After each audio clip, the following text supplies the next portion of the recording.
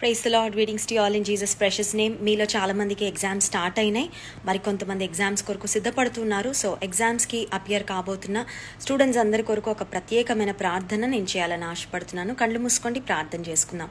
పరిశుద్ధుడా, మహోన్నతుడైన మా దేవ, జ్ఞానాధారము నేనే అని సెలవిచ్చిన మా యేసయ్య నీకు స్తోత్రాలు.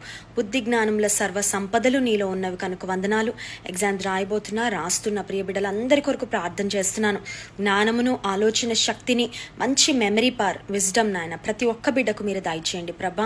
ఎగ్జామినేషన్ సమయంలో వారి మీద నీ దృష్టి ఉంచి వారికి ఆలోచన చెప్పండి, వారి చేయి పట్టుకొని ఎగ్జామ్ రాయించండి. పరీక్షలన్నీ మంచి మార్క్స్తో బిడ్డలు పాస్ అవ్వడానికి సహాయం చేయండి. ఘన విజయాన్ని ప్రతి బిడ్డకు అనుగ్రహించండి. ఎగ్జామినేషన్ డేస్లో ఎవరు కూడా సిక్ అవ్వకుండా సహాయం చేయండి.